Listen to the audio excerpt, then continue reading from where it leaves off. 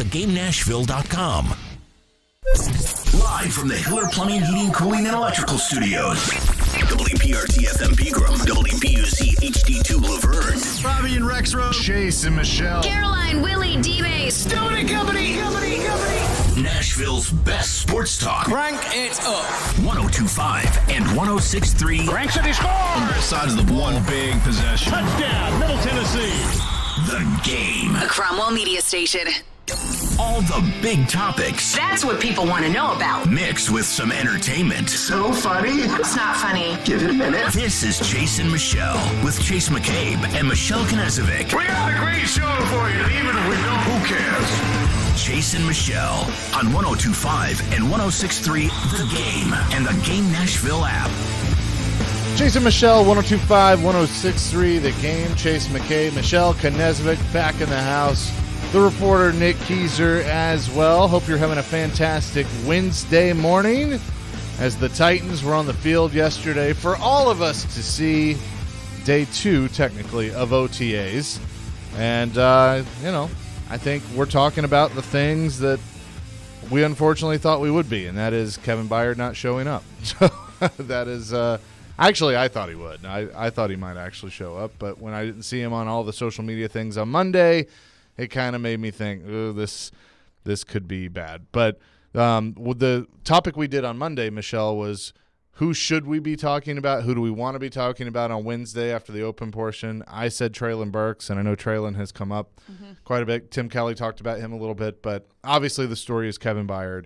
He is not at OTAs. It is, to my recollection, the first time in his career that he hasn't been in OTAs. He's always shown up to these things, and I guess in the grand scheme of things, not really all that surprised that he's not there right now.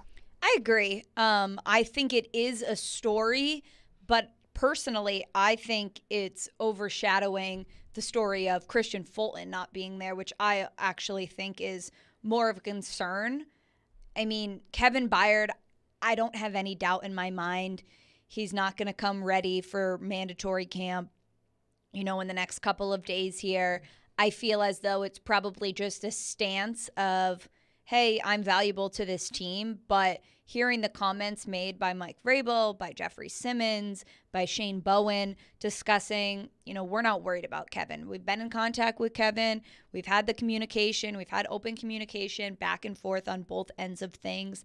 Kevin Byard isn't there. He's a guy who has spoken about the importance of being in training camp, and he's a guy who is the leader of this defense. But I think hearing from Vrabel, hearing from Jeffrey, hearing from Shane Bowen that there has been constant communication there is positive, and that when he comes here, he'll be ready and he'll be ready to go. I look at it more as just kind of a stance. Sure. I'm not questioning that he'll be ready to go or not. I mean, I think we both know that. He will be. I mean, he's doing the work. And, I always reference what Derek would say. Derek didn't always go to OTAs, but it was kind of an understanding, especially as an older player, like, and back then too, like you didn't necessarily need to. The problem now is, since it's become, even though it's OTAs, Vrabel is the type that it's like, it doesn't stand for optional. It does mean, like, you need to be here with your teammates, you need to be here working, and as a leader on this team, I think he should be here. I understand why he's not, but I feel like, everybody needs to come to OTAs now is kind of where it's at. And, but I think the story can go away because he'll show up, he'll talk, they'll air it all out, and then they'll move on. That's the hope. Yeah. I get what you're saying from Vrabel, but hearing him yesterday, he was pretty open to the fact that, yeah, I've talked to Kevin. There's times I haven't gone to OTAs. Kevin knows the expectation here, but I by no means think Kevin's in the doghouse by not going. And I don't really think – I think Vrabel probably looks at this situation and is like, yeah, well, he's very valuable to this team. Rand Carthon did confirm that we did ask him for a pay cut. Yeah, and you're right. There are two – like Jared used the example yesterday of Kevin Dodd not showing up. Kevin Dodd and Kevin Byard are two very different players and, rookies and stuff. A guy like Christian Fulton, you're right. he should definitely be there. Yeah, because I think he's that's someone, a bigger concern. This was Mike Vrabel yesterday, though, on if he is concerned with Kevin Byard not being at OTAs. KB's always been a guy with such high buy-in to what you're trying to do here. And how concerning is it to you when that guy, isn't here right now? No, I mean, there's been years where KB hasn't been here. I know KB's working hard, and we're staying in contact with him, and book meets with him on Zoom and get the installation. And if we're concerned about KB and his level of fitness and commitment, that's not a concern. I mean, he has a family and he's an established player, and we would want them all here, but it's voluntary. And I told these guys, there were years where I didn't go to New England, and communicate, and he's communicated, and so I'm very, very confident that when KB comes back, he'll be in shape and he'll be ready to go, and he'll know what to do, and he'll be the same great teammate that he always is. So there's two things that really stand out to me with that. One, that is like the most non-confrontational Vrabel answer I think I've ever heard on a subject matter like that. And he referenced something in his playing career, which he doesn't like to do. So that kind of stood out. But, I mean, good. I'm glad that he feels that way. I'm glad that, it sounds like everybody's on the same page and nothing to see here, even though, guys, you got to understand why there is a story here. And because of everything that happened in the offseason, you asked him to take a pay cut, and then he doesn't show up to OTAs. So good on Vrabel for answering it that way and kind of somewhat getting in front of it of no, we're cool. Everything's fine. Now, let's see if that's actually true in a few weeks when Kevin speaks. Yeah, I mean, obviously there were a lot of – Ran Carthon said, yeah, we did ask Kevin at the pre-draft press conference. Yeah, we did ask KB for a pay cut. Then there were some rumblings on, what was said on the other hand of things, and we haven't had a chance to talk to Kevin since all of this has happened. Then he doesn't show up to OTAs. I get it. I get why there's a story. Do I think it's that big of a deal? No. I really don't. I think it's more of, yeah, well, you know what? Vrabel said he saw him on the golf course.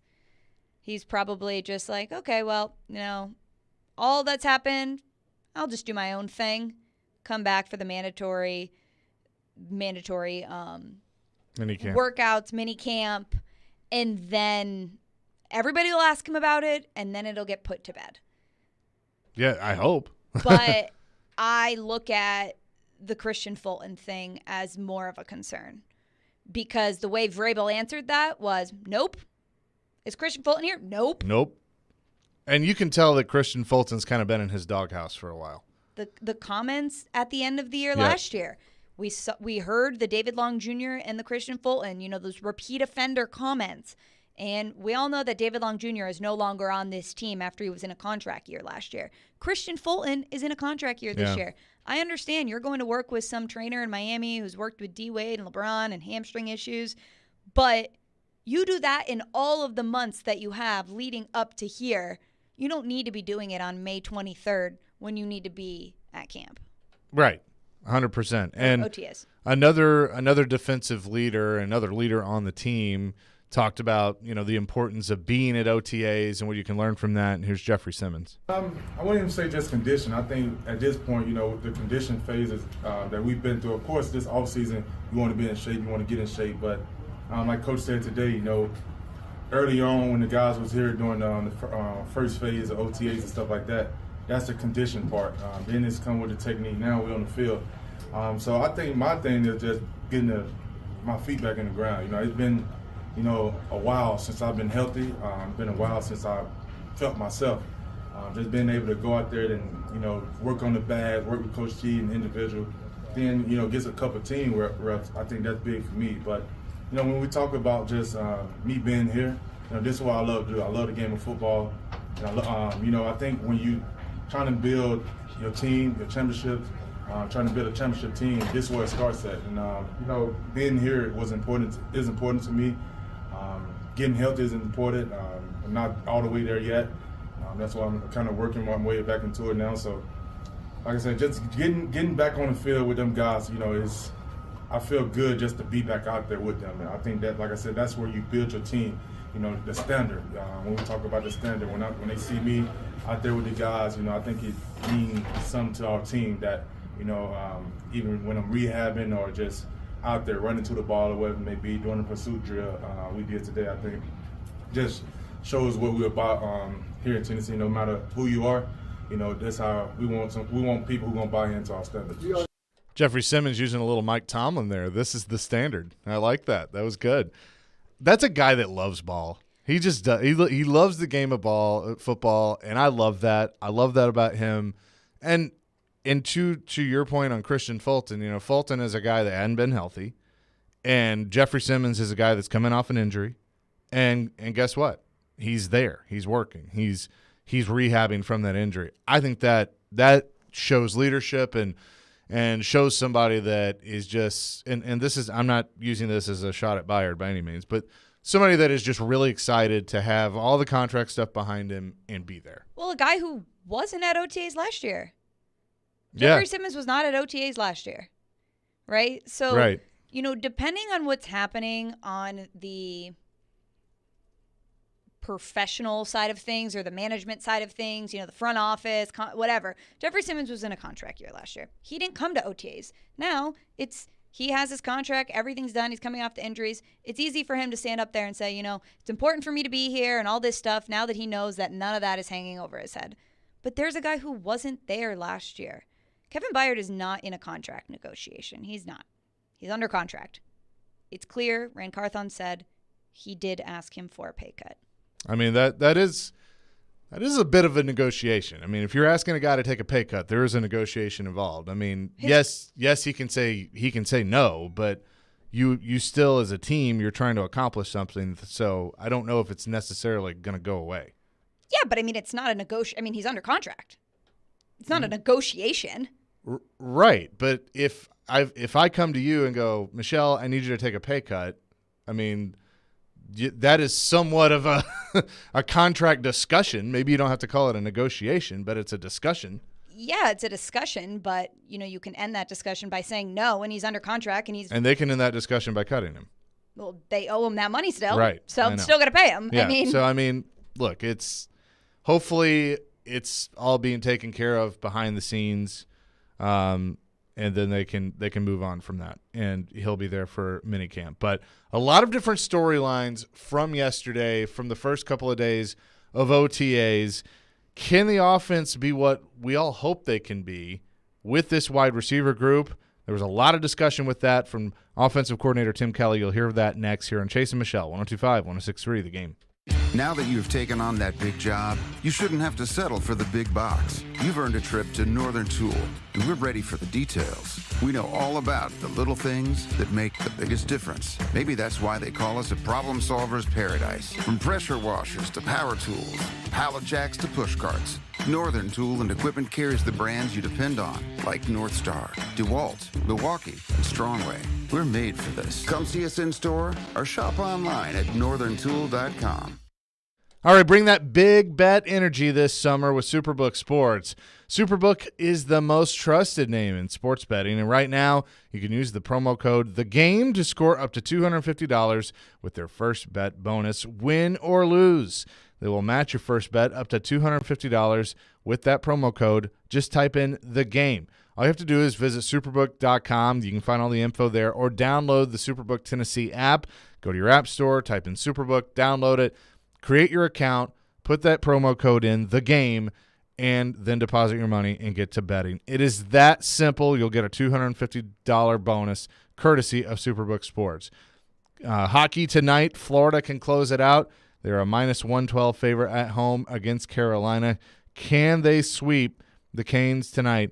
You can find out, and you can bet it on the Superbook Sports app. Visit superbook.com for terms and conditions. Gambling problem? Call 1-800-GAMBLER.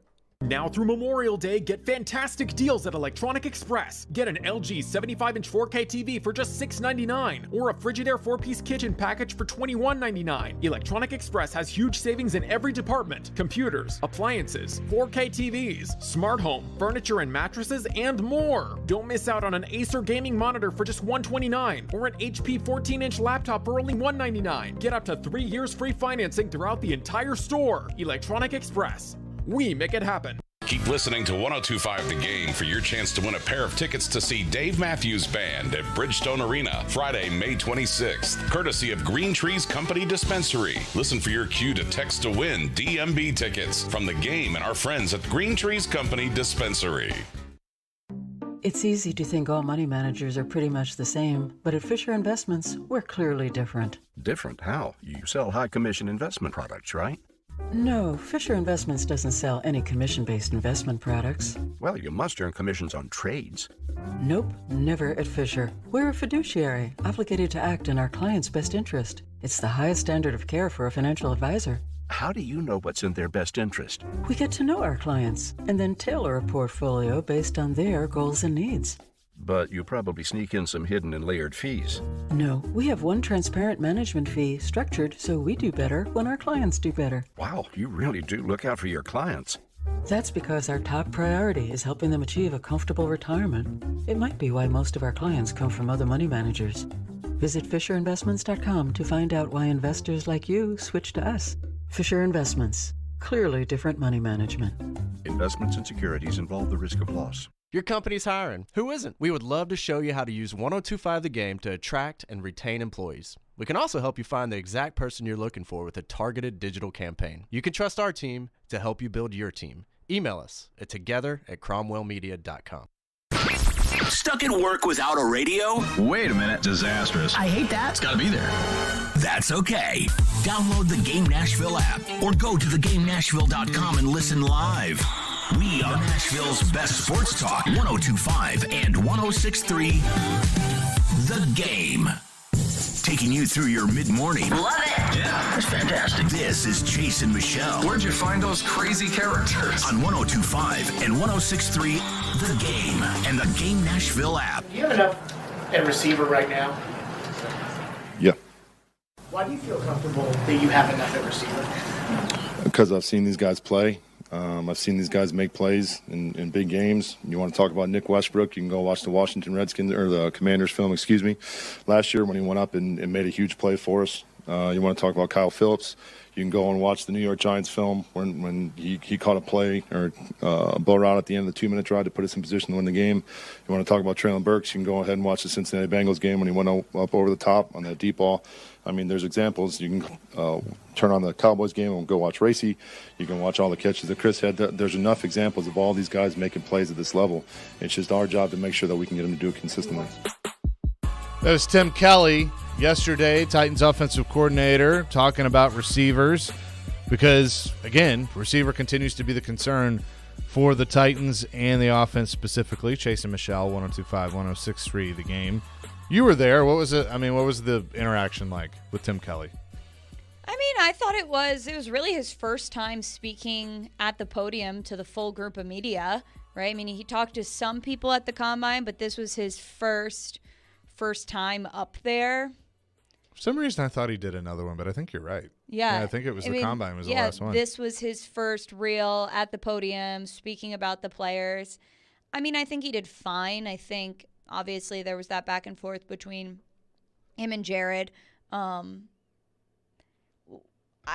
can play devil's advocate on both sides of things. I can say, well, what is he going to say? This wide receiving core is very depleted. I wish we went out and got, a veteran wide receiver. I wish we had more talent in this room. But that's he's not going to say that. But I think he probably could have given us a little bit more, but he's a Mike Vrabel guy. So is he going to give us more? No. Probably not. I thought he was fine. I thought he did give us some stuff. I thought, laying out what these players have done, but I think it's really hard right now because he hasn't had a lot of time with all of them together yet. And I mean, he probably is still in the same. He knows more than we do, obviously, but is still trying to figure out, okay, can they do this consistently? And what is this wide receiver core really going to look like? Yeah, I mean, I contend that you have this group that's on the team right now. I still say there's probably a piece that isn't on the team yet. Really? I think so. Whether that be a cut or. Yeah, a cut. I've seen stuff floating around that, should the Titans sign Jarvis Landry, he's still out there. I mean, look, at this point, I'd invite him to camp. I mean, like, what do you got to lose? A veteran guy like that. He hasn't been very good the last couple of years, but he's a guy I probably would have wanted like 3 or 4 years ago. But, I mean, if he's just sitting out there, then why not? Yeah, I'm trying to. So. I mean, the ones that I would say are, let's say, locks to make this team right now. Obviously, Treylon Burks would be one of them. Kyle Phillips, Nick Westbrook-Akine. Those 3 for sure. And then you got the group of Chris Moore, which I would say he probably makes it. I agree. Racey McMath is in this conversation. Colton Dowell, the 7th-round pick, is in this conversation. Reggie Roberson, maybe, is in this conversation. Mason Kinsey, I don't think you need Kyle Phillips and Mason Kinsey unless Mason Kinsey can bring you something more in the return game, which there's a lot with the return game to talk about. But I almost got tackled by him yesterday. Yeah? I posted the video. Yeah. Head on a swivel. I was really into getting the video. I was like, oh, this is great. And then all of a sudden I'm like, whoa. Yeah. I agree. Terry Crisp, head on a swivel. I agree with the guys you said as far as locks. I put Chris Moore in more of that lock category. Yeah, you're right. I mean, those 4 probably. Spoke to the media yesterday. I think that's always kind of a tell. He's the most veteran guy in there. By the way, he didn't have to, so he chose 11. I love that he explained that, but dude, you don't have to explain that. The guy's been gone 2 years, whatever. Well, he was asked. Why was he who asked him that? Corey Curtis. Corey. Who cares? He was like, the question was, sometimes fan bases hold on to grudges or something along those lines. Why'd you choose 11? Dobbs wore 11. Oh, yeah, I forgot about that. Dobbs wore 11, and then the kicker, they had a kicker last year that wore 11. I love Corey, but come on, who cares if he's wearing 11? He's like, yeah, I picked it, and I was like, oh, yeah, oh, well, he's a veteran guy. Oh, well. Yeah, whatever. I mean, I say that tongue in cheek, I laughed at it, but I'm like, are we really talking about this? What? No, yeah. I mean, now we're talking about it. Yeah, of course. But on to the next. Yeah, but no, I'm hoping that Treylon Burks, and by the way, he looked good, in shape and everything. But so obviously he has to be one that comes out and just shows you that exactly what they drafted. I really hope Kyle Phillips stays healthy and has a good camp because theoretically he should, even though he might be the slot guy, he should be the number 2 receiver right now as things are constructed. 100%. I mean, in the one game he played at the beginning of last season, he was Ryan Tannehill's number 1 target. Right. I mean, we all remember that going down the field, the 2-minute drill they were doing against the Giants, it was Kyle Phillips, and he was consistent, and we saw the chemistry they built in camp. I think it's clear he got a little bit bigger, and he spoke to some of the media members yesterday, worked on switching the diet a little bit, but also keeping his quickness. So he is going to be a major key. I agree with you, Chase. I think your hope is that he can be wide receiver 2. I mean, looking at Treylon Burks, just hearing him speak, what was that, almost 2 weeks ago now, when he spoke prior to all of this, the guy looks confident. Yeah. The guy looks confident, and that is huge. He is walking around, and he is performing yeah, I'm the number 1 receiver. And that's what you want. You want a guy to lead that room, and it just seems like he's taking on that role. And Paul Kaharski from paulkaharski.com had a great article on Treylon Burks went home to Arkansas just for the weekend before OTAs, and his flight got delayed, and he wasn't going to be able to make it back to Nashville. And he ends up finding this guy and flies in this little plane at 5 a.m. in order to make it back for OTAs at 8 a.m. Like, that is determination. Was that our owner? Was that Bud? Yeah, right? I mean, this guy, it's optional, right? But this guy did everything to go above and beyond. And there's a picture on Paul Karski's site, and it's Traylon Burks and the pilot standing next to each other in the plane. I mean, he's probably as tall as it, right?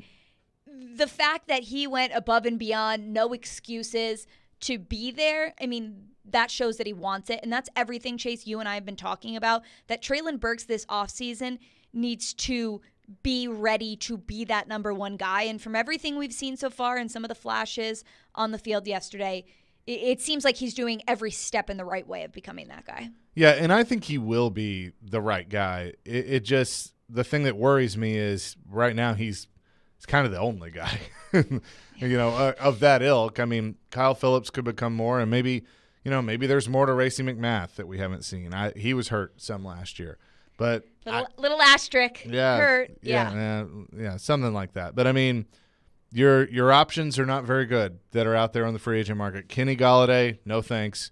Julio Jones, been there, done that. Byron Pringle, Landry, yeah. I N'Keal Harry, yeah. Sammy Watkins, yeah. I mean, I do like your idea of, a Jarvis Landry, bring him to camp. What's there? I mean, I look at his production from last year. He played just over half the games, 9 games, 272 yards, 1 touchdown. But maybe he could be just another guy for more depth in that room, because that's a room that's just been very thin. They've made a living on getting just another guy. Just look at Justin Hunter. They need more than just another guy. I mean, that's the thing. But I don't know where you find that, though. That's what I mean. I mean, my point more was, Adam, see what he can do in camp. See if he can make a spot, create a spot for him. You talked about Colton Dowell, 7th round pick. He looks the part as far as his body, his fatigue, his shape. He's a big guy out there, blocking wide receiver, right? But 7th round pick, played not at a big high level school. Yeah. What can he be out there? Yeah, and that's what we're going to find out, because obviously off the wide receiver, get choked up about that. The wide receiver position is going to be a huge part of the offense, but it's all encompassing. What are you going to get out of Derrick Henry? Derrick Henry's at OTAs working right now. He had one of his best years catching the football. And so are they going to try and do more of that? Obviously, Tajay Spears, Hassan Haskins, how are they going to factor in? I know he's going to use them. I am excited about Tim Kelly. I will say that. We will discuss that more coming up next. Feel free to weigh in, 615-737-1025. That is our phone line, driven by WilsonCountyHyundai.com. It's Chase and Michelle, 1025, 1063 The Game. This fall, Andy, 24-21, your final. The Game. All by himself for a one-hand flash. Gets bigger. The doors on the board. Your new home for Vanderbilt Athletics is 1025 The Game and 94.9 The Fan. Football, men's basketball, baseball, and women's basketball all live here. Your home for Vanderbilt Athletics is 1025 and 1063 The Game and 94.9 The Fan. Baseball fans, your home for the best baseball action is 102.5 The Game and 94.9 The Fan, with the ESPN Game of the Week and the Nashville Sounds. It's all brought to you by Superbook Sports, the #1 sports book in Vegas. Download the Superbook app today. What if you could be credit card debt-free in 10 days and save as much as $1,000 a month? Loan Pronto's all-new Express Equity Line of Credit program is just what you need. Hey, Willie Donick here. You don't have to do a full home refi. You can tap a small portion of the equity you have and enjoy a super low monthly payment. With Loan Pronto's Express Equity Credit Line, you can close in 7 to 10 days. And a $50,000 loan would only cost you around $400 a month. It's that money to pay off high-interest credit cards or do a home improvement. You can access up to 90% of your home's equity, and 9 out of 10 homeowners won't even need an appraisal. Even if you did a total refi recently or just bought your home, you can tap the equity with this fast, easy program. Stop the madness and say no to 24% interest fees. Call Loan Pronto today. 615-499-5780. That's 615-499-5780 or go to loanpronto.com. Equal housing lender, NMLS 1661781, subject to lender approval. 312 Pizza Company is your spot for the best Chicago-style eats right here in Nashville. From thin crust pizza to deep dish pizza to Italian beef sandwiches and Chicago dogs. Doesn't get much better than that. Until now. 312 Pizza Company is now serving up their award-winning pizza by the slice. All day, every day. Don't have time to wait for a full pie? No problem. Get a slice instead. Order a full pie but want a little more? Add another slice. Do it. Honestly, just go get a slice. 312 Pizza Company, Nashville's authentic Chicago pizzeria. Go get a slice. Get in on the conversation at 615-737-1025. The game text line is driven by Wilson County Hyundai. Online at wilsoncountyhyundai.com. Anyone want to tell me what happened? Did you miss any of today's show? It's okay. It's fine. Don't worry. Subscribe to the Chase and Michelle podcast on Apple, Spotify, and other podcast platforms, or by going to thegamenashville.com. All right, I'll give it a shot. I got some good news. Taking you through your mid-morning. This is Chase and Michelle on 102.5 and 106.3 The Game and the Game Nashville app. With this offense, how is it? Is it something where you came in and overhauled everything? Is it more tweaks and just, working around the edges and trying to get improvement with the personnel on hand? Yeah, I wouldn't say it's a complete overhaul. I mean, obviously there's this program has done a lot of really good things offensively throughout the year. So, just like we talked about whenever the last time I talked to you guys it's going to be about make sure that we're accentuating the things that we do well and being able to make minor adjustments to some of the areas where we need to improvement. Titans offensive coordinator Tim Kelly yesterday on kind of the evolution of this offense, his offense. Chase and Michelle, 102.5, 106.3 The Game. Nick Keyser on the ones and twos with some T-Swift as well. And I'm excited about Tim Kelly because I know there's a lot to take away from his time with the Texans, but he had a one year there with Deshaun Watson that was really good. Now, obviously, that's Deshaun Watson, but they had some pretty good things around him too.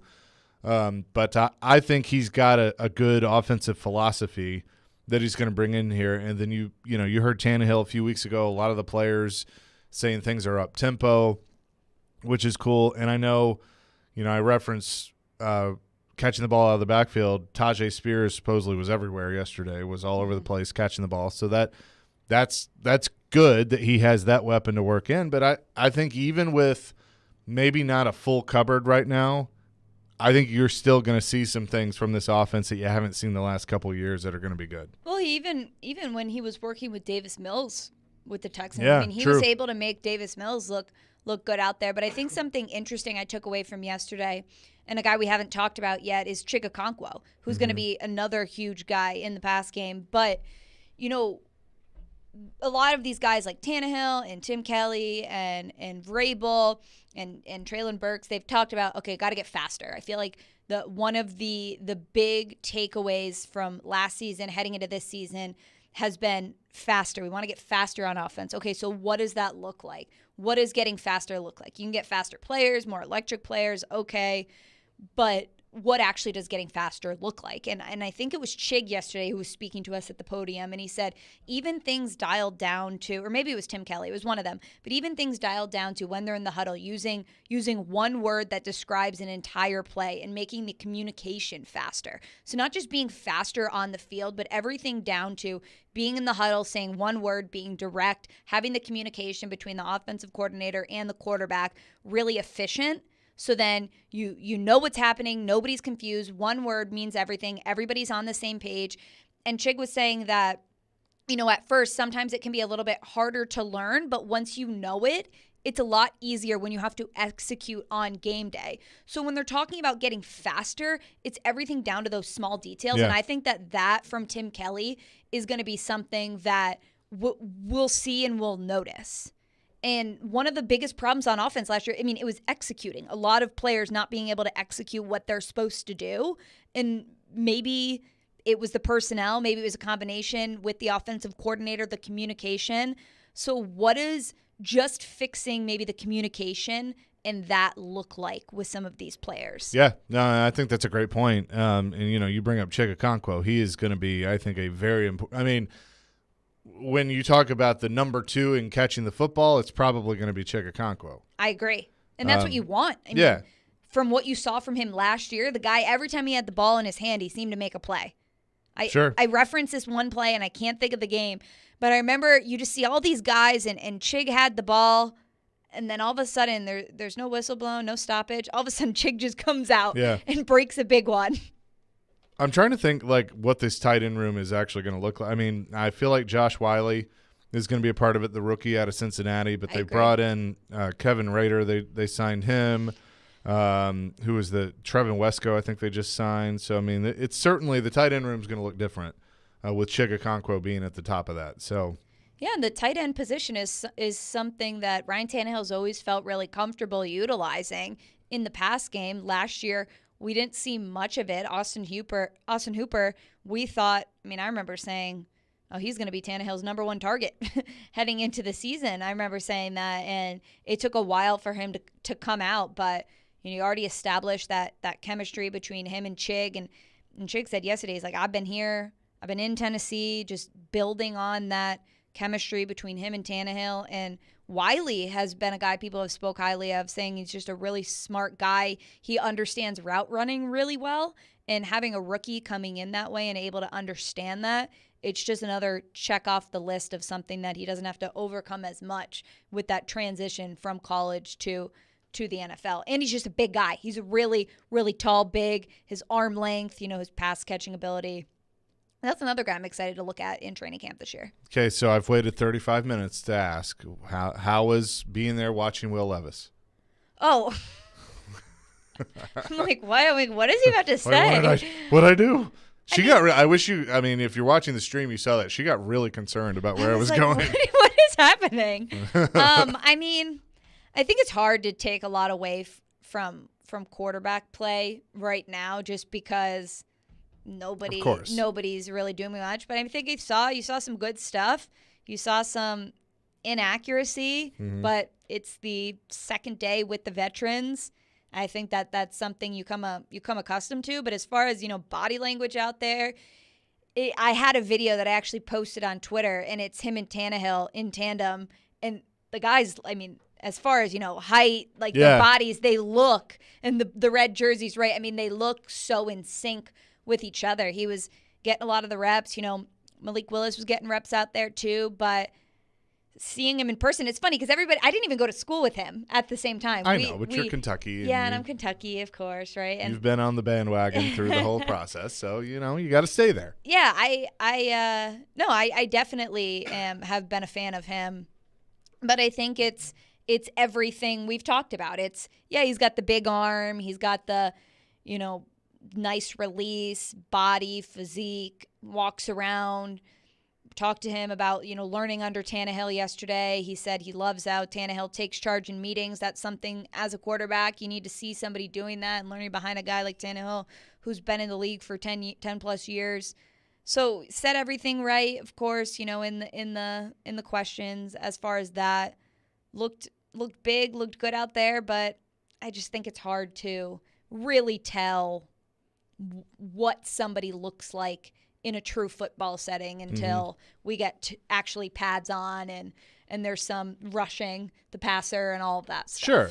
Yeah, and I mean, I was reading, people were saying Malik Willis looked a lot more comfortable than he did this time last year, which good, he should. I know he spoke some yesterday, and I liked a little bit of the swagger that came out of, he was asked every question that you could imagine about being in the situation he's in, and it's like, look, what's different? It's competition. That's, we're here to play. We're here to play. We're here to compete. Yeah, I know, but I think he handled that right. I mean, what are you going to do? It's kind of like Tim Kelly and how you're going to answer the receiver question. Go, yeah, they're actually they actually are pretty crappy, but we're just going to do the best we can.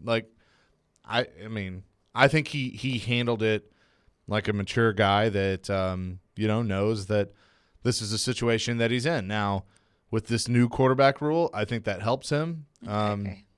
The only thing that I wish they had done is, my idea for it was make it a 54th spot, but the 54th spot has to be a quarterback, and then do what they're doing on game day. But it's still a part of the 53. So, they may try and sneak him through to the practice squad. You never know. But I think obviously watching the quarterback competition, the backup competition is going to be an interesting one with this offense and how Tim Kelly and Charles London work with those guys. Yeah, I mean, it certainly makes training camp more interesting. I mean, last year, of course, they drafted Malik Willis, which is immediately interesting whenever they draft a rookie quarterback. And now this year, they draft another rookie quarterback, so it makes it even more interesting as far as storylines for training camp.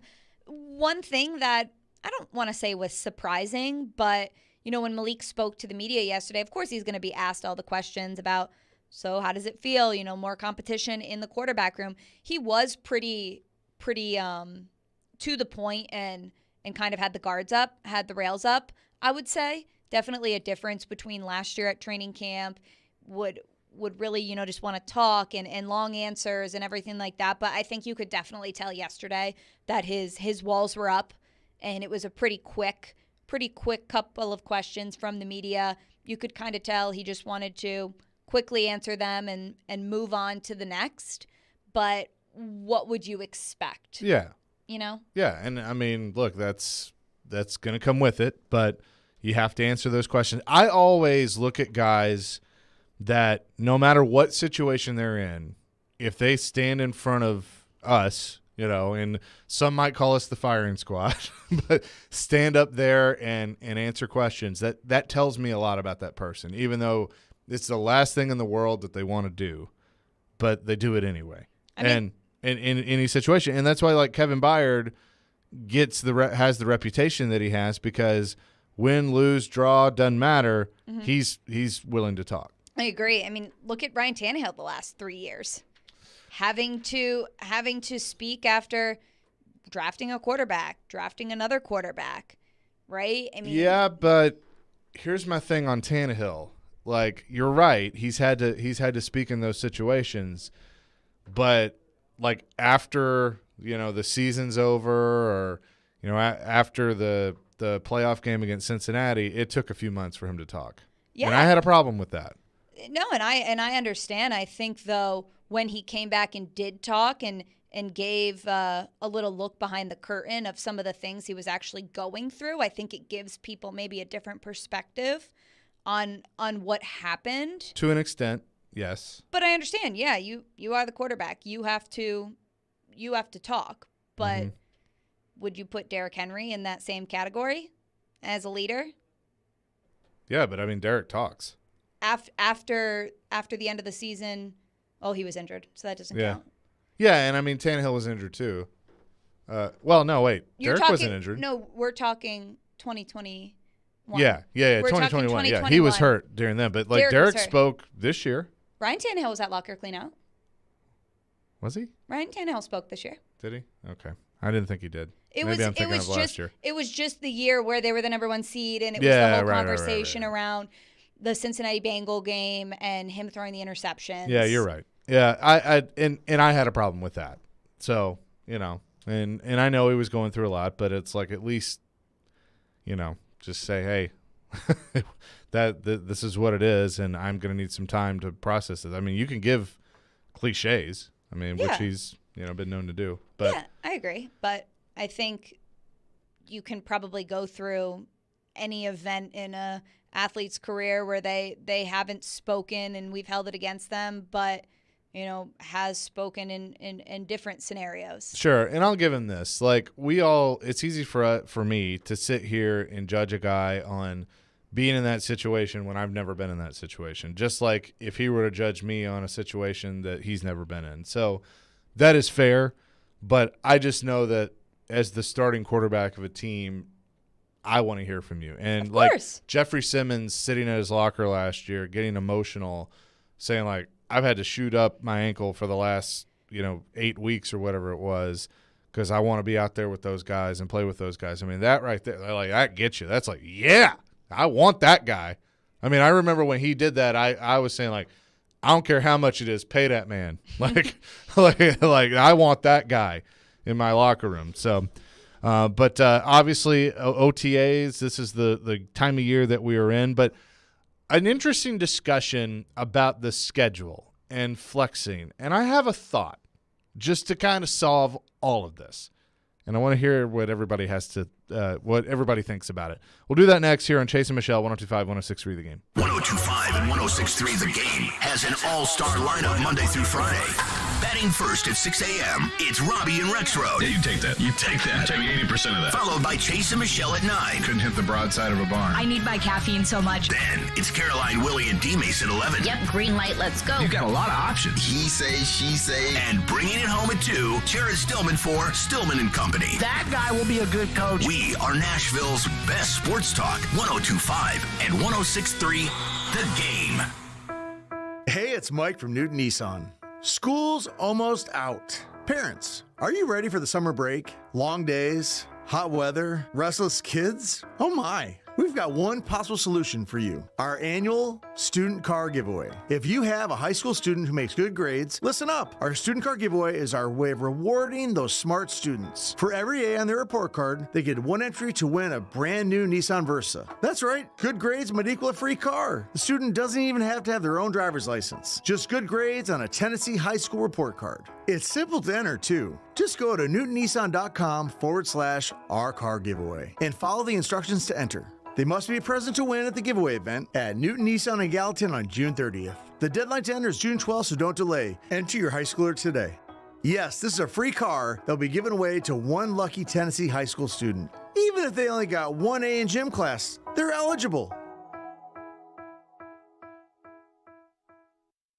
Being value conscious and getting the most for your money is so important these days, and that's why it's more important than ever to shop at Genesis Diamonds, the undisputed value leader. Part of the education at Genesis Diamonds is we explain to you how we travel the world and purchase our diamonds, how we buy in bulk, we pay cash for our diamonds so we can save every possible percent to save you money on your diamonds. Genesis Diamonds Vice President David Cooper. There are no middlemen. There are no other wholesalers or dealers, so we cut out all of those extra added markups and pass those savings on to you. When you combine that unmatched value with a totally no-pressure shopping experience, you know you're in the right place. Because we do not work on commission, our sole purpose is to make sure you get exactly what you want. There's nothing in it for us personally, whether you spend $1,000 or $100,000. That's why at Genesis, people often end up spending less than they had budgeted. Our goal is to purely present you with options so you can choose exactly what you want. The value you want, the experience you deserve. Genesis Diamonds, Green Hills and Cool Springs. In football, we all take our hits, but protection, that keeps you in the game. That's why I always wear a helmet and pads on the field. Life too comes with risks. So I got vaccinated and boosted for COVID-19. Hi, this is former Tennessee Titans tackle Brad Hopkins. Talk to your doctor. Get the information you need to make an informed choice. Gear up, Tennessee. Protect yourself and your family against COVID-19. For more information, go to nflagearup.org/Tennessee. Gear up for spring at Coleman Tractor Company with Kubota zero turns and subcompact tractors in stock now and ready to work. Mow, dig, haul, and lift with the Kubota BX23S tractor loader backhoe. Now through June 30th, save up to $2,500 on BX23S models. Visit Coleman Tractor in Paris, Clarksville, Nashville, and White House today. Now through June 30th. See KubotaUSA.com for more information. Nashville Sounds Baseball lives on 94.9 The Fan. Catch every pitch. Swing and a miss, strike three. Every hit. That's a base hit. Every run. Looking up, it's gone. On your home for Sounds Baseball. 94.9 The Fan and The Fan app. You're listening to Chase and Michelle on 102.5 and 106.3 The Game and the Game Nashville app. We don't know how the games are going to play out, but we do know, the matchups on paper look great. And, I mean, we get look at those first three games, and NBC or Fox or CBS, anybody would take those. Minnesota at Philadelphia, Giants at San Francisco, and then Detroit's kind of the it team this year at Green Bay. I mean, that's a hell of a way to come out of the gate. And then later on in the season, Baltimore and Cincinnati, they played that classic playoff game last year, the wild card round. And then your boy Aaron, gets two appearances, Black Friday and Thursday at the end of the season in, I think, Cleveland. So all things considered, it's a great schedule. It's much better. The matchups are much better than last year. And now, they've got to play the game. So hopefully most of these games will be compelling. This is Al Michaels on the Pat McAfee Show talking about the Thursday night football schedule. Chase and Michelle, 102.5, 106.3 The Game. Chase McKay, Michelle Knezvik, Nick Keyser, intern Brandon back there as well, hanging out. Yeah, thumbs up, man. Welcome in. I have a thought on the schedule. So they've said that you can flex Thursday night now. So now, to my knowledge, you can flex all the primetime games. So Sunday night, Monday night, and Thursday night. And so I was thinking about it because I know that that players don't necessarily like the Thursday night package at all because your body doesn't heal up. And I get it. I mean, Derek's talked about it time and time again, and we'll hear from Tim Hasselbeck in just a second on this. But my thought is, and I think there are going to be people that are going to go, huh, and then there are going to be people that are going to go, I don't like that at all. But what if they just did the schedule similar to what you see in college football, where if you're going to flex everything, and maybe you do this only at a certain point of the season, but you just – and they already kind of do this. Like if you look at the Titans schedule for this year, that last game can be a Sunday or a Saturday, and just have some TBDs. And that goes for Monday, that goes for Sunday, that goes for Thursday. So like the last 5 weeks of the season or something like that, everybody's just TBD, and then you take the best matchup. Yeah, well, correct me if I'm wrong, I think they're only allowed, at least for Thursday, it's week 13 through 17. Right, and I think for Monday night it's similar, and Sunday's more. Because Sunday's easier to do. Yeah. So, and I get put some constraints on it. That's fine, whatever. But I just kind of feel like that. One, right now, like even though the rule's there, they're probably not going to flex. I don't think they're going to do much flexing with Thursday night. But because again, that is an added element of difficulty, and I know you've said they've put the rule in where they can play no more than 2 on a Thursday night or what have you. And I think they have to give a team a 28-day notice. Yeah. So, I mean, it's going to be hard to do, but it's just a thought that I had of like, could you not, and maybe Thursday doesn't fall into that, but like with some of these that you just say, hey, it's TBD. And if you get down to the end of this, the last 5 weeks of the season and the Titans are one of the hottest teams in the league, then they're probably going to find themselves on Sunday night more. Now, I know you could easily just flex them right now, but I think adding a little intrigue with the TBD could be interesting. It works in college football. Why wouldn't it work in the NFL? Yeah. No, I get what you're saying. And some of the constraints I did mention, they have to give teams 28-day notice. I'm cool with that. Yeah, right? I'm good with that. That gives them a month. They know if they're playing – right? It's not just the week of or something. So that I'm cool with that. The TBD, I guess I would be cool with that. Now, it's funny that I'm saying that, again, inside baseball here, but as a program director, like I would hate that because I can't, like I'm sitting here right now trying to figure out what our schedule is going to be like this fall for games, and I can't because I don't know the college football schedule. So, or I don't know start times, I should say. Looking at, so you're saying flexing on, so Thursday Night Football, TBD on the certain teams that would play in it for the last couple of weeks. Yeah, so like for instance, like if you had the Titans schedule, the schedule comes out, right? And right now, it's got everything start times, and the only thing that is TBD is week 18. If you did that if you take starting in like week 14, so maybe it's December, maybe it's like the last month of the season. So they're at Miami on a Monday night. What if it was at Miami and everything was just TBD? There was no day, there was no time. Oh, I see. Yeah, I see what you're saying. I guess from a TV standpoint, because really these TV contracts are – they make the big bucks. These TV contracts are huge. I guess from a content standpoint of, pre-promoting something, or from a fan standpoint of, okay, I'm not going to go to the game in Miami if it's just a noon game on Sunday, but if it's a Monday Night Football game, I'm going to buy tickets. And that's fair. People are. I mean, I know people that are planning trips to Miami because they want to go to the Monday night game. So I get from that standpoint, maybe of, okay, well, people need enough time in the schedule release so people can plan. I mean, right, that was the big topic a week ago. I don't even know. I don't even know what time is, right? The amount of days so much has been going on, but I get it from that standpoint. I don't mind what you said, but I feel like there could be some hoops to jump through just as far as, people trying to plan to go to games and content and crews and TV scheduling and just everything. Right. And, the NFL will lose their beloved schedule release show that, has become a thing the last few years that they seem to like. So they love it. That's true, too. Hey, listen, anything sells in the NFL. I know. They could they have done jersey reveals. What is it? There was a squirrel at Yankee Stadium. I mean, this is the epitome of a squirrel moment. Because I just looked up at the TV and I'm like, what the hell is going on? The look on some of these people's faces. I will say I probably would have a look like that. I'm terrified of squirrels.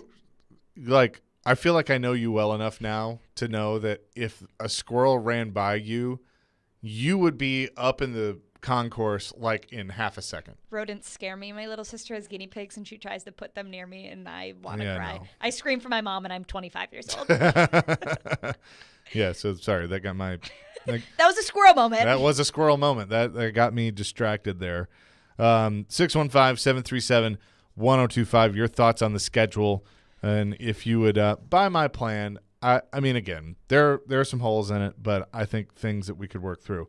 Coming up next, a big win last night in the NHL, and one team in the NBA survives. We'll discuss that and much more here on Chase and Michelle, 102.5, 106.3 The Game.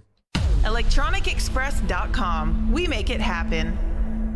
Hey, Ray Jeter here with Harness. Are you looking to take ownership in a position that will support your growth and development? We are an excavation and site utilities contractor. Several things set us apart from our competition, but we take the most pride in the professional development of our people. We have multiple openings for operators, pipe layers, and laborers. Our pay and benefits are second to none, including our 401k program. Apply today at selectharness.com. Harness LLC. Build people, move dirt.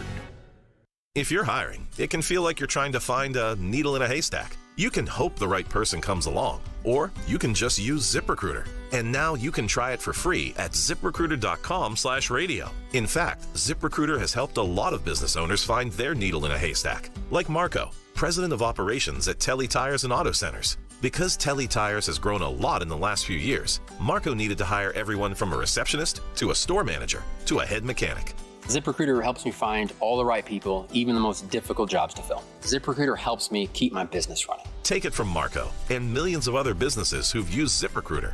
ZipRecruiter can help you find the needle in the haystack.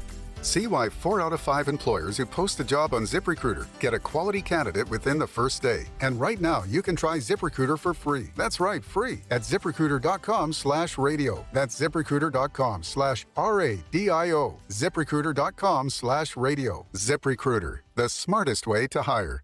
All of us at 102.5 and 106.3 The Game want to recognize our active military, veterans, first responders, and educators with the playing of our national anthem. Oh, say, can you see by the dawn's early light? Oh, so proudly we hailed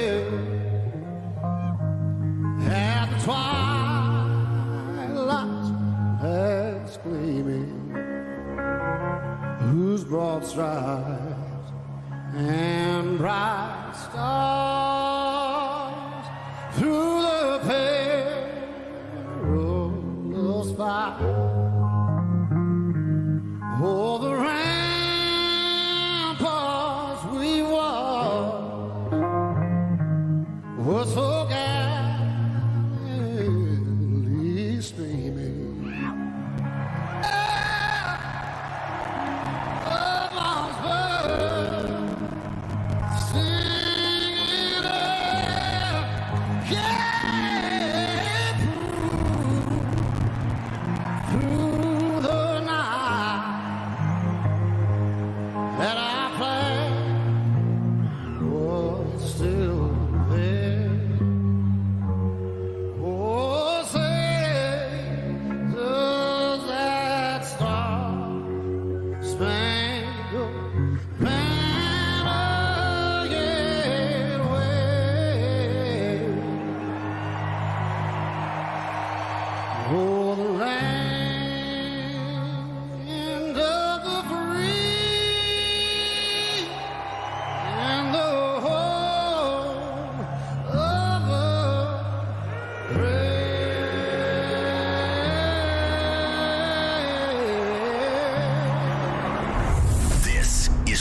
102.5 and 106.3 The Game. Now, your Game Center update. This update is brought to you by the law offices of Amanda J. Gentry. I'm Nick Kieser. The odds have continued in the Las Vegas Golden Knights' favor as they have now taken a 3-0 series lead over the Dallas Stars. Captain Jamie Benn for the Stars was given a game misconduct in the first 2 minutes of Game 3. The Golden Knights scored 3 times in the opening period, and here's a goal from defenseman Alex Pietrangelo in the third period on the Golden Knights Radio Network. Took it on his forehand. It kind of handcuffed him a bit. Now Smith shooting, deflected wide. A rebound behind the goal. Sent out to the right by Barbashev. Pietrangelo, a wrist shot, scores! Alex Pietrangelo, first goal of the playoffs. 4-0 Vegas. And the Tennessee Titans held open practice yesterday at OTAs, and Kevin Byard was not present. Head coach Mike Vrabel said he knows KB is working hard, and the team is staying in touch with him. The Nashville Sounds fell 4-1 last night to the Iowa Cubs. The series continues tonight, starting at 6:20 p.m. on 94.9 The Fan. This update is brought to you by the law offices of Amanda J. Gentry. You're listening to 102.5 and 106.3 The Game. For more, follow us on Twitter at 1025 The Game or visit thegamenashville.com. Live from the Hiller Plumbing, Heating, Cooling, and Electrical Studios. WPRT FM Pegram, WPUC HD2 Laverne. Broadcasting on Alexa. I appreciate that. And other smart speakers. 1025 and 1063. 1, 2, 3, 9. I think it was a good game. Had a couple of big plays. The Game. A Cromwell media station. All the big topics. That's what people want to know about. Mixed with some entertainment. So funny. It's not funny. Give it a minute. This is Chase and Michelle with Chase McCabe and Michelle Knezovic. We got a great show for you, and even if we don't, who cares? Chase and Michelle on 102.5 and 106.3 The Game and the Game Nashville app. Chase and Michelle, 102.5, 106.3 The Game. She's Michelle Knezovic. I'm Chase McCabe. Nick Kieser is here, broadcasting live from the Hiller Plumbing, Heating, Cooling, and Electrical Studios. Good to have Michelle back in the saddle after a couple of days off. I had a couple of days off. It's vacation season. I know. And then Memorial Day is Monday / my birthday. It's just going to be great. Your birthday is actually Monday? Oh, so then when you texted me and said, oh, we're not doing the early show, I was like, yeah, my birthday, I can sleep in. Thank you. Yeah, we're letting Junie and Nick handle our live programming on Memorial Day. Are you excited, Nick? I can just see the excitement. And they're just going to do a show about me for my birthday. No, I'm sorry. I'm not doing a birthday show. That involves a 26-year-old. But look. 25 now. I'm not 26 yet. Yeah, but you threw out there on Twitter for everyone to know. Yeah, I'm turning 26. By the way, midlife crisis or quarter life crisis because you're turning 26. The words that I said when I saw that I cannot say because of the FCC. Yeah, but Joe looked at me and goes, I don't feel bad for you. Like, seriously. Okay, so I was telling this story the other day, and it got me laughing, and if he's listening right now, he's going to roll his eyes, and then I'm going to get a text from him. But there was one time I was producing Middays, and so it was Darren and Derek. That was the show. So D-Mace had just joined, and Darren McFarland, and I was complaining about something stupid. Mm-hmm. And Darren just looks at me and goes, damn 20-something kids. And it became a drop and like a funny thing.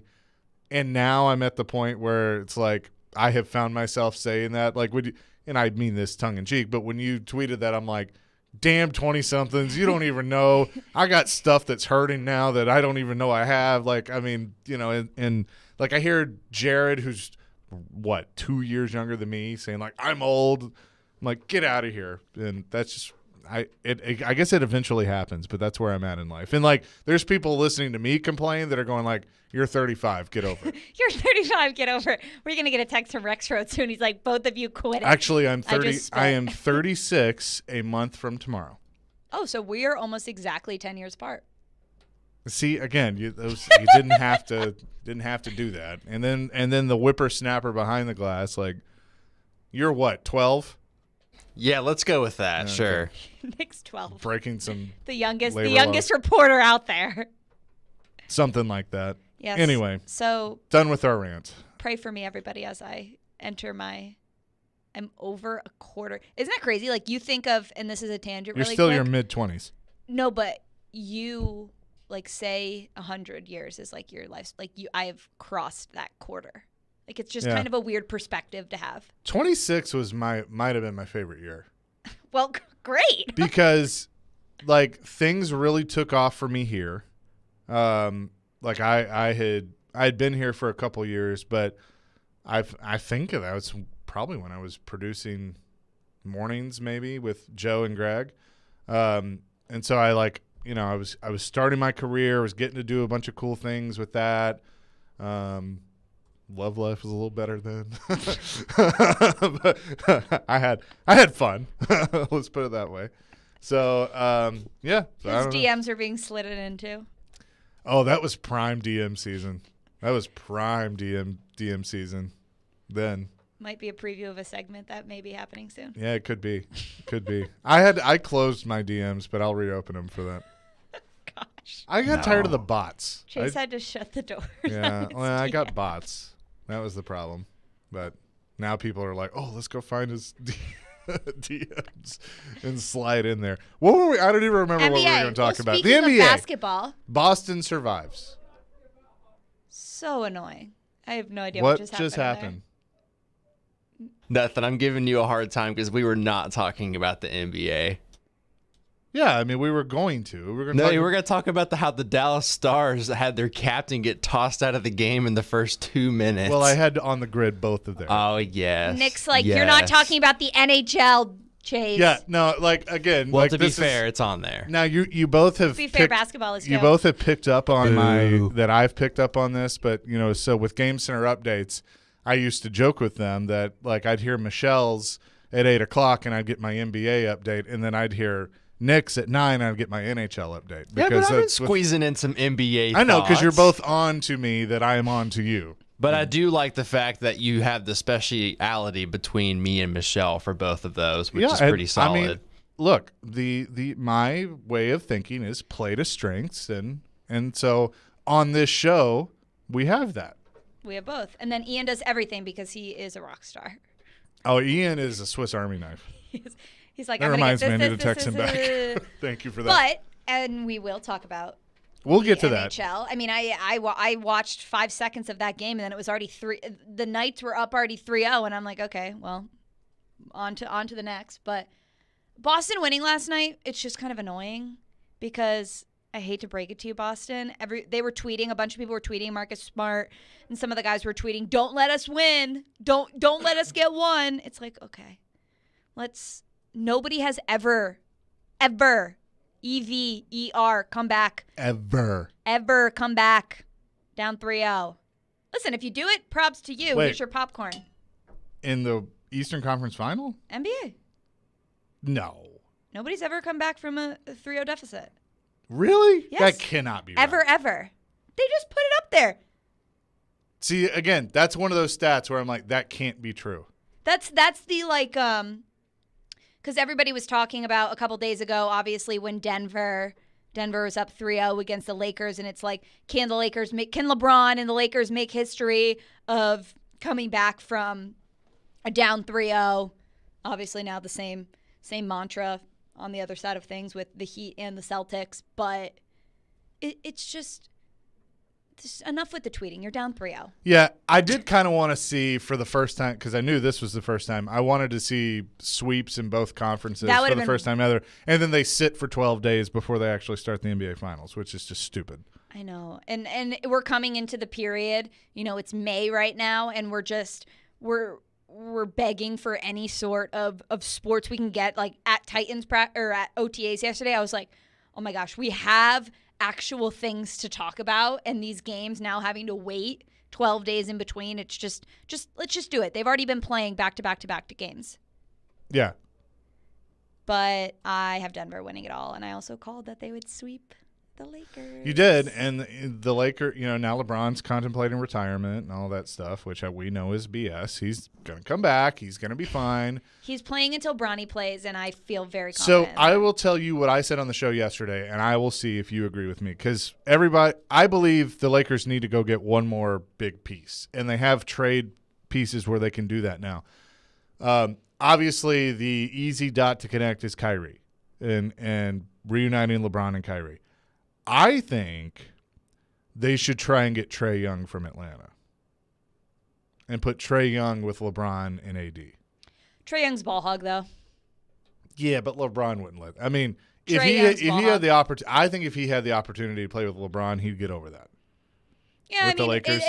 I think it's an interesting conversation to have, but I mean, I think what we saw, and this is a little bit different because Kyrie is a point guard, but Kyrie and Luka, I mean, that's Luka's team, and that obviously did not work out. I mean, as much as people can say LeBron's a big guy, well, LeBron plays every position. He is the ultimate basketball player. I don't think Trae Young would fit well on that team. Trae Young is a ball hog, and I think that, watching this team this year, you get rid of a guy like Kevin Huerter, he goes to Sacramento. I mean, and look at the season he had with them, but wasn't able to be as productive with the Hawks. So do you think Kyrie would work, though? Kyrie with the Lakers? Him and LeBron have been together. No, I know, and it didn't always go well. No. I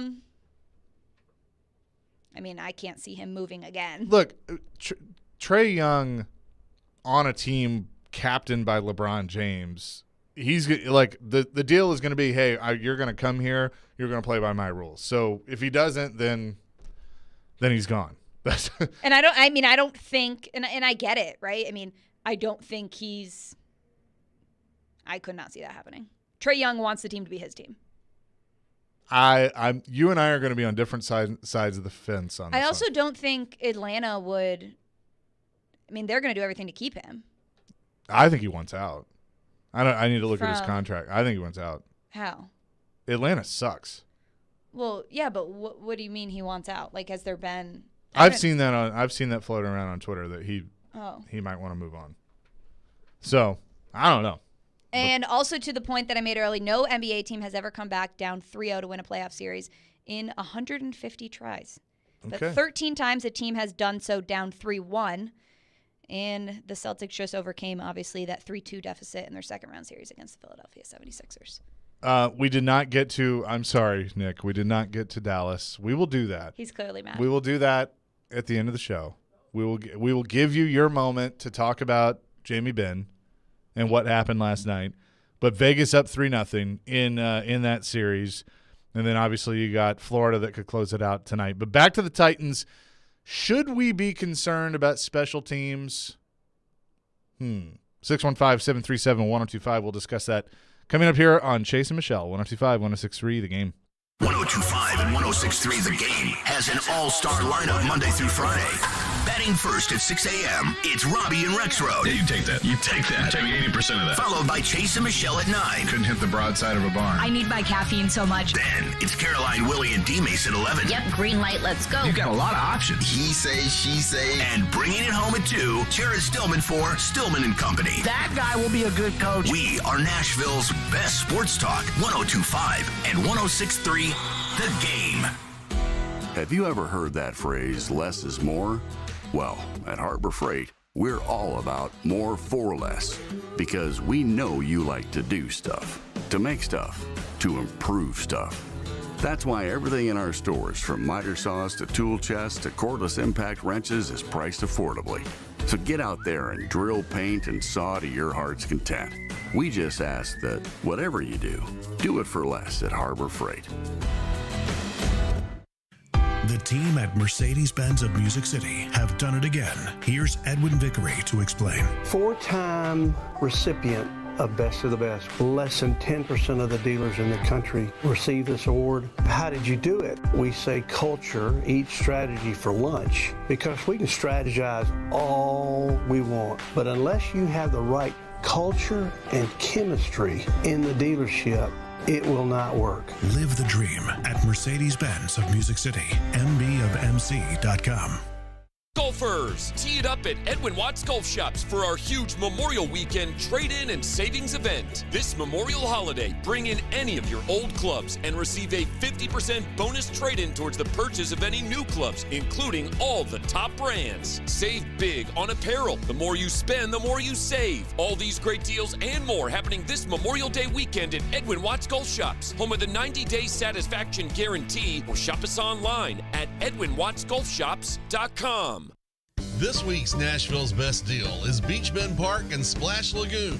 Big park, bigger fun, and big savings with buy one, get one free admission. 2 parks, 2 tickets for the price of 1 while supplies last at thegamenashville.com/deals. Beach Bend Park, where parking, tubes, and sunscreen are always free. Your ticket to summer fun and just a short drive to Bowling Green, Kentucky. Get your BOGO deal while they last at thegamenashville.com/deals. 94.9 The Fan is your home for Hit City. Tonight, the Sounds continue their 6-game series against Iowa at First Horizon Park. Swing and a miss, strike 3. Sounds win. Pre-game at 6:20. On your home of Nashville Sounds baseball. 94.9 The Fan and The Fan app. Taking you through your mid-morning. Love it. Yeah, that's fantastic. This is Chase and Michelle. Where'd you find those crazy characters? On 102.5 and 106.3, The Game and the Game Nashville app.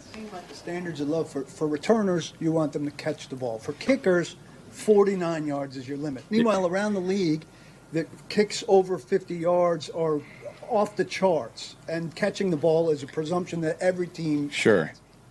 I would say going on to the kicking part first, I wouldn't say 49 is our top limit. I just want our 40 to 49 to be very consistent. And then with 50 plus, that's great. You're right. We got to kick field goals from 50 plus. There's no doubt about that. We're really focused in on the 40 to 49 right now in the off season, and we'll continue to work with 50 or 50 plus. Going to your punt returner situation, yes, we want more than just a guy that can go and catch the ball.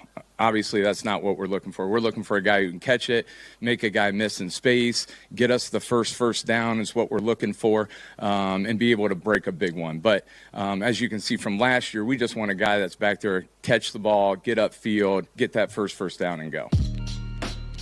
That was Craig Ackerman yesterday, Titan special team coordinator, talking about the big things that are part of his job. Chase and Michelle, 102.5, 106.3 The Game. You want to start with the return part or the kicking part? Let's start with the kicking part. And my ears perked up because I came in. I was getting off a flight. Ooh, almost knocked my water over there. Save. Getting off a flight and got there in the middle of Craig Ackerman's press conference. And the first question I heard was about kicker. And when he said we want a guy who can consistently kick between, I think it was 30 or something, and 49, Yeah. and anything above it is great. My ears immediately perked up, and I was like, "Oh gosh, That's not the answer. People are not gonna want to hear that just because we've seen this team lose a lot of games this year, and in the last couple of years just off a kick, right, or off a missed kick on the reverse side of things. So, and with a team like this where their offense isn't high flying, it's a run first, getting 3 points or an extra point here and there, can help this team go a long way. When last year, they were averaging 17 points a game. Those 3 points and those 1 points to feel confident in a kicker, that means a lot. It means a lot. So let's start with that. Caleb Shudak has played 1 game in his NFL career. Was last year against Cincinnati, where he was 3 of 4, so 75%. He went 1 for 1 on extra points. Okay. All right. There you go. That is the sample size. Very small now, sample size. Going back to his college career at Iowa, he was 100% with extra points. He had 37 and 24 of 29 with field goals, so 82.8%. Okay, take that. For context, for reference, because in the middle of our show yesterday, Adam Schefter reported that the Broncos were releasing Brandon McManus. So, of course, we're all like, we had Teresa Walker on. Do you bring him in? Do you look at him? McManus last year, or for his career, was 81.4%, 77.8% last year Randy Bullock, 83.4% career, 85% last year.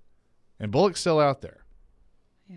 So he's just been a guy who's been around here. The problem with Randy Bullock, and this is where it kind of contradicts what Ackerman was saying, is anything over 49 probably wasn't going to make it. See, that was my point too, because I thought, okay, well, Randy's been somewhat consistent in that range for you all. Mm-hmm. But it's those big ones that fans are covering their eyes and they can't feel confident that they've got a Robbie Gould out there who they know, oh, yep, we're good. Or McPherson from Cincinnati. Remember the iconic line before they won? He looked at Joe Burrow and he said, "You ready to go to an AFC championship?" and goes and nails however far it was. And I mean, I wouldn't go just get another guy who's got the same production as him. No. Right? I mean, it doesn't make sense. The two they got they got Shudak on the roster right now, and then they got Trey Wolff. And I just look, they got Trey Wolff, 6'4", 205. That's a big boy for a kicker. Yeah. So I haven't seen him yet. I know Jared was talking about him a little bit yesterday, that he was okay. Texas Tech guy. Yeah. And look, I'm fine if they find a first or a second year guy that can be the kicker for the Tennessee Titans and can be what Rob Baronis was, or Al Del Greco, be here for a long time. Great. I'm cool with that. Mm-hmm. But I'm tired of this kicking carousel, and I'm scared that that's the road they're going down again, because for whatever reason they can't figure it out. And then Ackerman gets up there and says the sweet spot is, 30 to 49. I'm like, dude, you got to be making 50-yard kicks in the NFL nowadays. Like 50 to 53 is kind of the standard. There are big leg kickers in the NFL nowadays, and the Titans haven't been able to find that. Can Stonehouse kick? See, I wondered that, but I had somebody tell me one time that a punter trying to kick is a really different discipline. Yeah. And so it's hard to do. We just know he's got a big leg, but we also know he's not the most accurate. Yes. So they're working with him on that. So yeah. that's the other part of it. Quick note on Trey Wolff. I just kind of looked up his just career notes at Texas Tech. So he is in the Texas Tech career record book, ended his career 5th ranked all-time in program history for successful field goals, 42. 8 kickers in program history to nail 40 or more field goals in his career. Also 9th on all-time scoring list with 233 points. Ranked 4th among kickers on the career scoring chart. What does that mean looking at who actually went there and who's also on this with him at Texas Tech? Right, and they're trying to make this work because they don't want to pay more for a Randy Bullock or a Robbie Gould. For sure. That's why they're trying to do that. Now, they may get to a point where they realize, okay, we have to, that this is a premium position, and we got to go spend the money, and so they do that. But I mean, and you look at what a good kicker can do. You look at, the Adam Vinatieri out there, right? Right. So you look at. And I look at this team, too, this team that is a defense run-first team that isn't scoring a lot of points.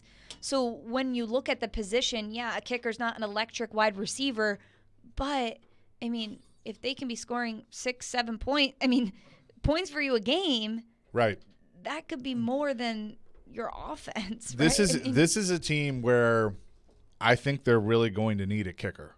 Like they're going to get – not necessarily be able to bury it in the end zone, and so they're going to need a kicker that can make a long kick to potentially win them some games. Mm-hmm. And that's a concern right now. And it's a concern because I don't know anything about Caleb Shudak or Trey Wolff, and none of us do. You got one game of Shudak, and then you got college stats for Trey Wolff and really for Shudak. Mm-hmm. And then you have, like you said, a guy in Randy Bullock who you're going to have to pay. He's not a young guy. You're going to have to pay him, but he was for you the last 2 seasons.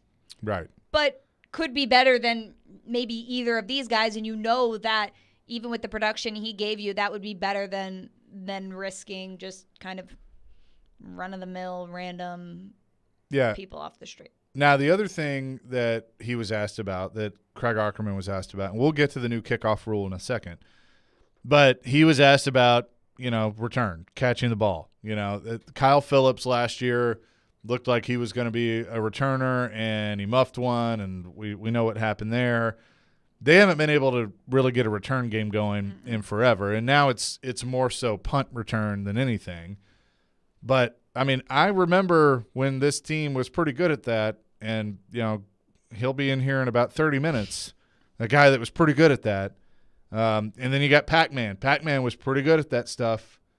I heard on the Choice is Yours this morning, you guys talking about returners, more so kick returners. But, it used to be a pretty important thing, and they can't seem to find it. And, yesterday at least, it looked like they had a lot of the same guys back there that we've seen before. Yeah, I have a feeling. I mean, Kyle Phillips is going to be another name, another guy that we're going to see back there, try to give him another run at it. But to your point, Chase, it is really important. And I think Vrabel has been one of the guys, too, who has highlighted how important special teams are and getting players who are able to be really, really versatile, because he knows that, if you can get put in good field position and have a good punter like Ryan Stonehouse, or for forever here, Brett Kern, or, if you can have a good returner and they can get you, closer to that first down mark. I mean, that's crucial, the field position. If you can get a kicker who can be consistent, I mean, that is just points for a team who's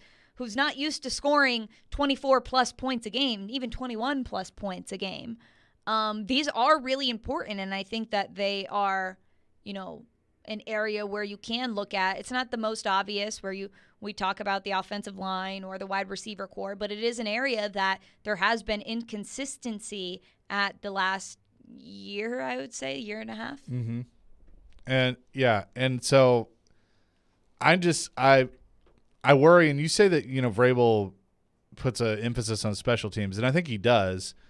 But I feel like he really likes like the guys that will go out there and be the gunner or be the play the other roles, the not obvious roles that we see, because I think he probably did some of that in his career. He was offense, defense. He was everything. He did everything. But I do worry that like the two big things on special teams, like punting, I feel good about punting. Like obviously Brett Kern was here a long time and was awesome. They've found it appears that they've found what's next. I know they're working with him on being a little more directional and not just the cannon leg, but he set some records last year. I mean, he was good. His cleats are in cannon now. Right. It's place kicker, and it's essentially punt return.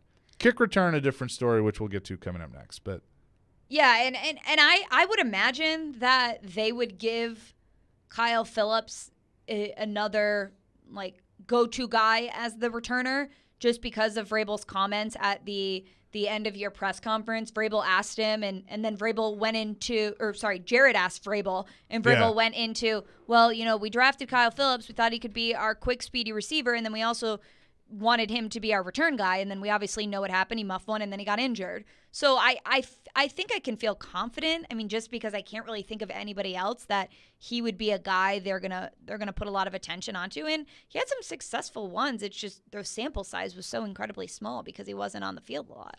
So they have changed the kickoff rules, and we will discuss that coming up next here on Chase and Michelle, 102.5, 106.3 The Game. Bon appetit. Take some Titans. Derrick Henry. Some Preds. Roman Yossi. Even some hoops. Light fires. Wow. Put it in a blender.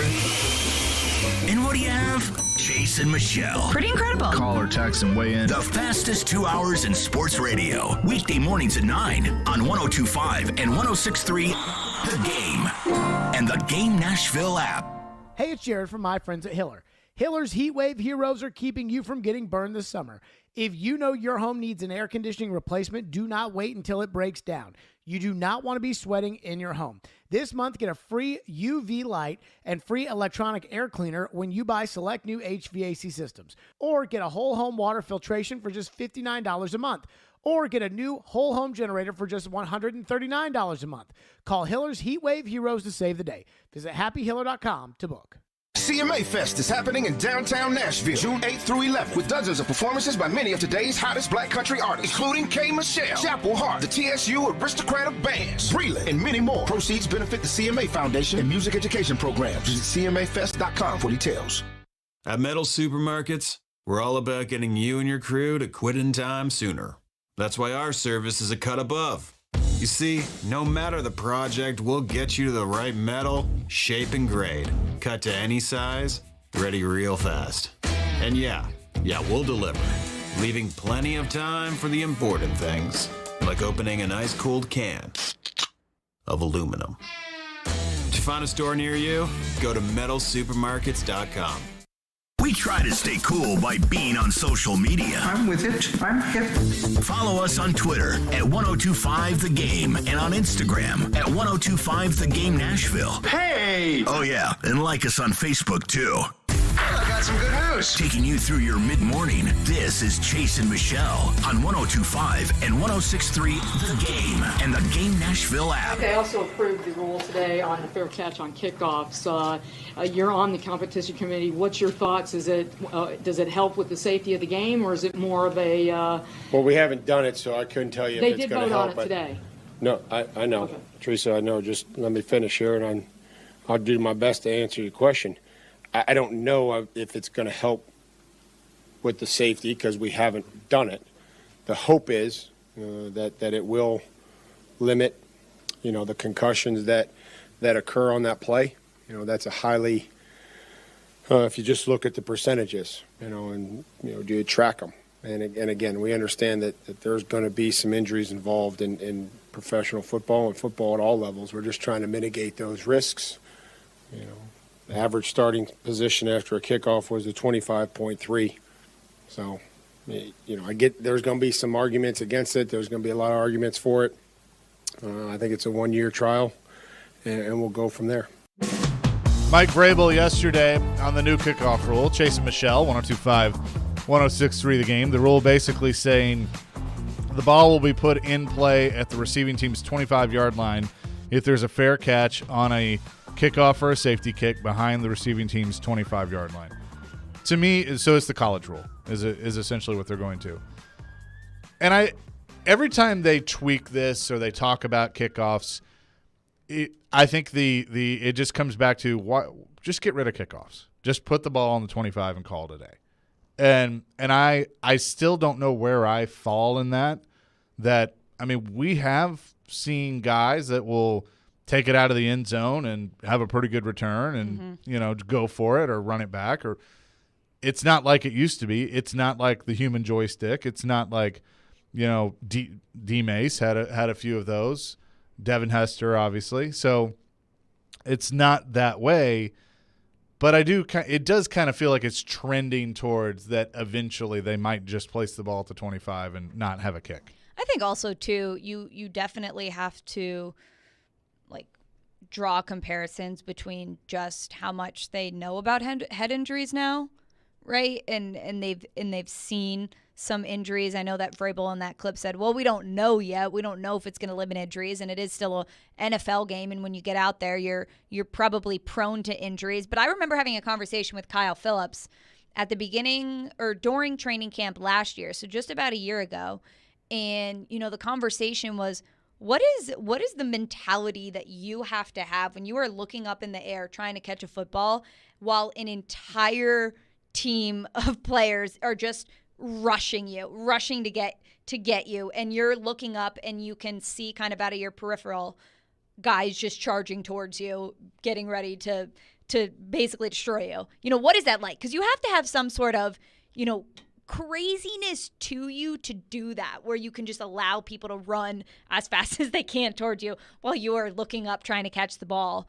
And we've seen injuries happen in settings like this. Do we know if it'll help? No, but you could assume that, okay, if they want a fair catch, then that could help that. But it still is football. Who knows?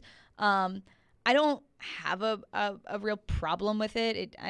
I really don't. But, to your point, we've seen some great returns. I remember the Nyheim Hines one right after the Damar Hamlin situation twice. That was just incredible. And I think, it's always really entertaining. But I don't have too many thoughts on it, Chase.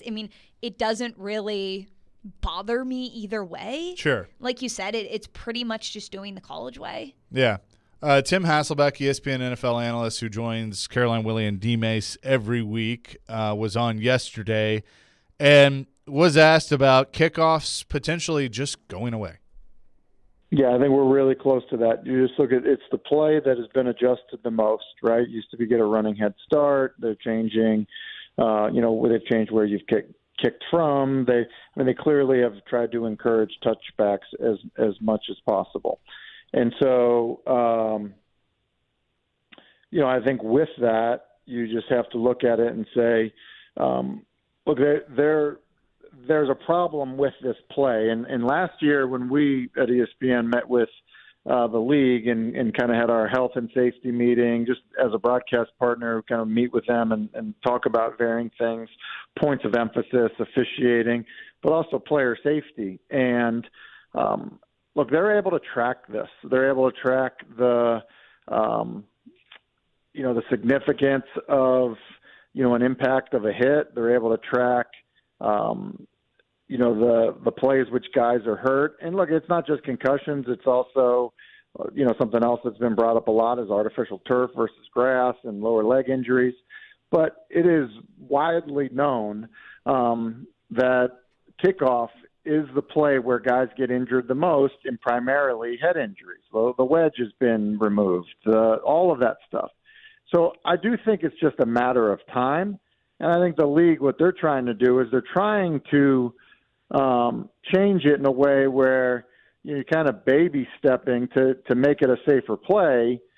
But ultimately, like, the end result might just be, look, it's just too violent and dangerous, and we had to come up with another solution. So rather than saying, like, well, we're scrapping it all together, if you look at what happened, I guess it was the XFL where, guys were starting 5 yards apart. Okay, well, like, that looks much more like punt return than kickoff return. So I get that people aren't going to like it, but, at the same time, the head injuries are the thing that's the biggest threat to football, and I think they're just trying to eliminate them.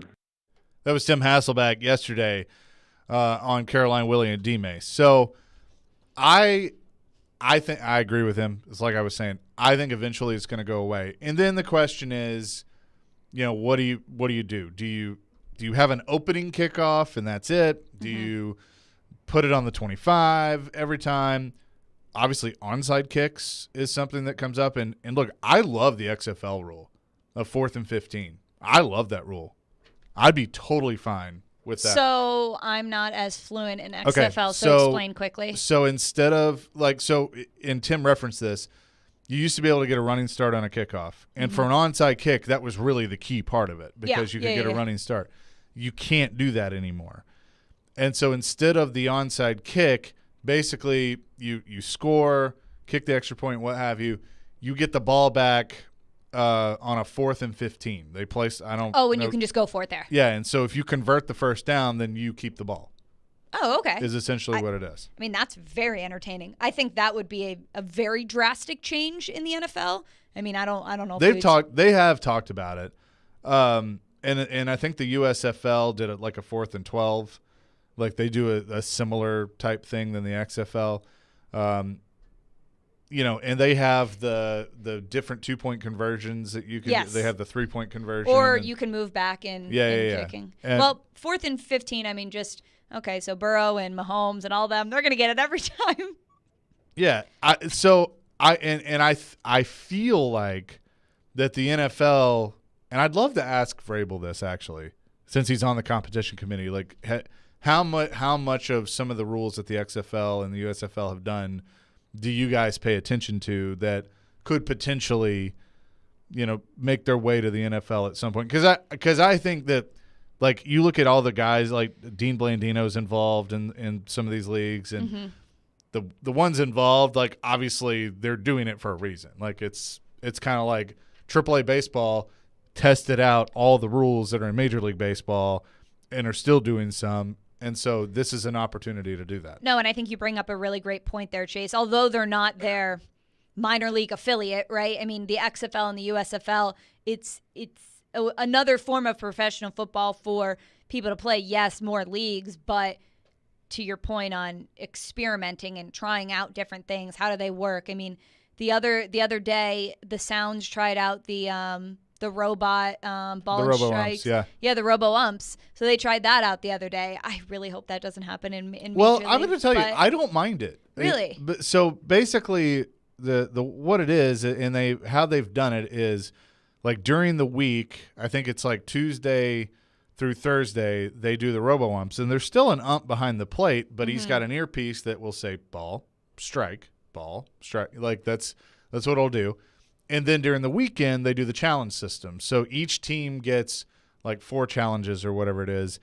And if an ump calls, a ball, they can challenge it. Like if it's the pitching team, they can say, nah, that looked like a strike to me. And they can use one of their challenges and they'll look at it real quick. And they have like a booth review that'll look at it real quick. And so, but you just know where it's trending is more of my point. I think the challenge system is probably the one that they'll end up going with. But I think it's good to test that stuff. And so, to this, and guess where they would do this from? Their own 25-yard line. So get the ball to 25, you have 4th and 15, and then you keep the ball wherever you convert the play. So it's not there yet, but I have a feeling if kickoffs go away completely, then you're going to see a similar rule like this for the NFL. You're going to have to. You're going to have something where they can get the ball back. Well, and I think it's fair to draw conclusions to more changes happening with kickoffs just because it's been the area that has been looked at and adjusted and tampered with the most.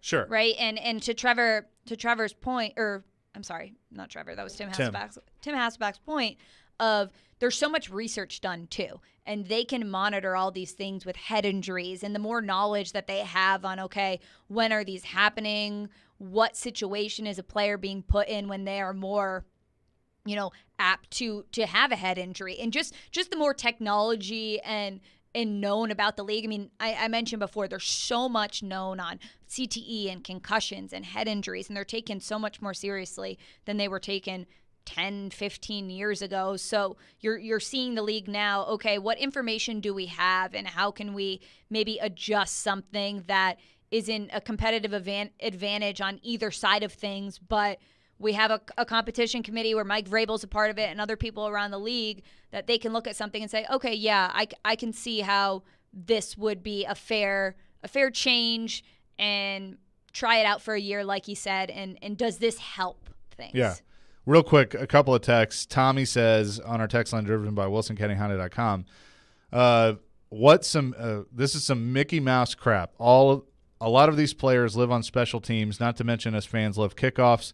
The rule is dumb. Games can and have been won on it. Fair. I get that. 100%. I get that. Tyler, eliminating kickoffs mean we lose a surprise onside kick, which would be unfortunate. Imagine the Saints-Colts Super Bowl without that option. True, but you can't really do it anymore because you can't rush up to the line. That was how they were able to do it. So it's not as easy to do anymore. Nate says, do you think this is a bone the NFL is throwing the PA/fans? Since the perception is the league doesn't seem to care too much about players being injured, it's all about the mighty dollar. I know not all injuries can be eliminated. It just seems that the new kickoff rule is trying to appease the PA and the fans. I don't think I'd say that it's trying to appease the PA and the fans. I mean, look, the game it's not a safe game. It's not. And so I think they're trying, now that they know more about concussions and the long-term effect that concussions can have, they're doing their best to try and eliminate it, or not eliminate it, but reduce them, even though they know they're never going to actually go away. Well, and I don't think that this rule change would be more appealing to the fans, right? I mean, because I think a 4th and 15 onside kick would be more appealing to the fans. 100%. And I will say, I mean, there's nothing like turning on a broadcast on a Sunday and the opening shot being like a drone and just watching the kickoff. I mean, it's beautiful. Yeah. Coming up next, we will talk about Jamie Benn and his major. We'll give Nick his moment and preview the games. Only one game tonight, and it's in the NHL. We'll do that next here on Chase and Michelle, 102.5, 106.3, The Game. The offseason is in full swing, but there's no slowing down ESPN's Teron Davenport. The flow of information. He talks the talk. Spears gives you that guy that can still hit the home run. And walks the walk. As a run blocker, he's going to murder a linebacker at the second level. On everything Titans, TD is on Mondays at 1, Thursdays at 3, Friday mornings at 8, and anytime on the Talkin' with TD podcast. TD is on 102.5 and 106.3 The Game and the Game Nashville app. All right, bring that big bet energy this summer with Superbook Sports. Superbook is the most trusted name in sports betting. And right now, when you use the promo code THEGAME, you can score up to $250 with their first bet bonus, win or lose. They will match your first bet up to $250 using that promo code THEGAME. So you can go for full terms and conditions, superbook.com. Or go to your app store, type in Superbook Sports, download the Superbook Tennessee app, create your account. It takes just 5 minutes or less, and then use the promo code THEGAME, and you'll get $250 courtesy of Superbook Sports. Carolina, Florida tonight. Carolina must win to stay alive. Florida can close it out. They're a minus 112 favorite on the Superbook app. Carolina minus 104. The over-under at 5.5, under getting minus 130. You can find it all right there. They already have the line for tomorrow's game as well. Dallas a minus 126 favorite. Vegas plus 107. Just download that Superbook Sports app. Visit superbook.com for terms and conditions. Gambling problem? Call 1-800-GAMBLER. An MRI is a non-invasive, pain-free way to diagnose disorders, injuries, and diseases without an X-ray or surgery. Houston Clinic Orthopedics' state-of-the-art MRI center at 394 Harding Place is dedicated to providing the highest quality of care in orthopedics. The Houston Clinic Orthopedic team ensures that all of their MRI technologists have specialty training on orthopedic imaging and orthopedic MRI. To experience world-class orthopedic care and see a list of all physicians, visit their website at tn.houston.com and book your appointment online today. Hey, it's Withrow. Regal Realty Group and Monarch Title have made it even easier for you to buy or sell your house. Their updated website is very helpful for buyers and sellers with a list of communities and featured listings and answers to questions you may have when selling. Take a look around at regalrg.com. You'll find your new home with their super easy search bar. Regal Realty helps from contract to closing and everything in between, like inspections, appraisals, and paperwork. Let them do the heavy lifting and make it easy for you. Everything you need is at regalrg.com. At Navy Federal Credit Union, our members are at the very heart of our mission. That's why this Military Appreciation Month, we thought you might want to hear a special thank you message from your friends and family. I want to give a shout out to my brother Will, who's currently serving as a major in the Army. Happy Military Appreciation Month. Hi, I'm wishing my pops, retired Colonel Stephen Sheehan of the United States Marine Corps, a happy Military Appreciation Month. And from all of us here, happy Military Appreciation Month. Commitment connects us. Navy Federal Credit Union. Our members are the mission. Insured by NCUA.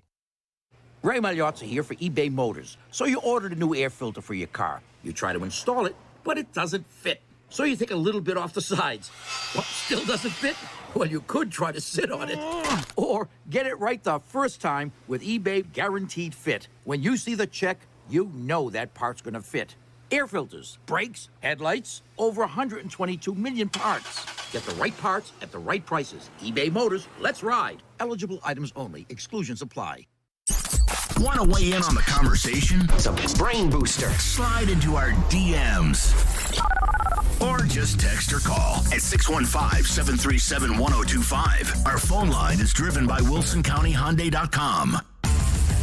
You're listening to Chase and Michelle on 102.5 and 106.3 The Game and the Game Nashville app. And then where was the contact made? And I believe the contact was in the jaw area. You'll see right there. Yeah, right across the jaw. I certainly support a 5-minute major in a game misconduct here if that's what they ultimately go with.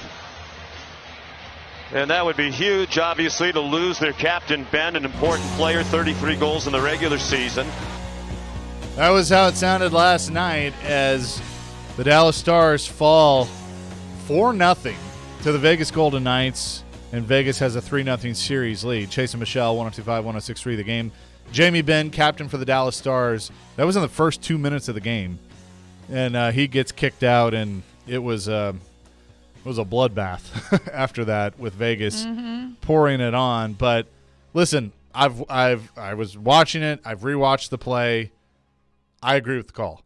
Nick, you agree with the call? 100%. You and I were talking about how many games to give him. I mean, he kind of already got a game right there. Yeah, I don't know if he gets it. I would give him maybe one. He could get a game besides that if you get last one, night. it's already over pretty much. Yeah. So I think the one would be fair, plus the time that he missed last night. You agree with the call? Yeah, I was just rewatching it actually on here for a second because they do it in the slow-mo and everything. Yeah, I mean. Was it what? Do you think the initial hit is what got him, or was it the cross check when the guy was already on the ground? It's 100% the cross check. And some people were making the argument that he was being tripped up, and I'm like, not really. Like momentum, sure, after the hit, like them falling maybe. No, but he goes there's right no down way. there. Yeah, because he looks straight at him for the most part and is intentionally trying to make a little bit of a selfish little hit there for himself, saying, hey, you can't do that to me, because Jamie Benn's all about his territory. I get it, but dude, captain on captain like that is so ridiculous. Well, and I mean, honestly, they were already behind the 8 ball, but I think that lost them the series. Like, Vegas is not going to let up now. You ready?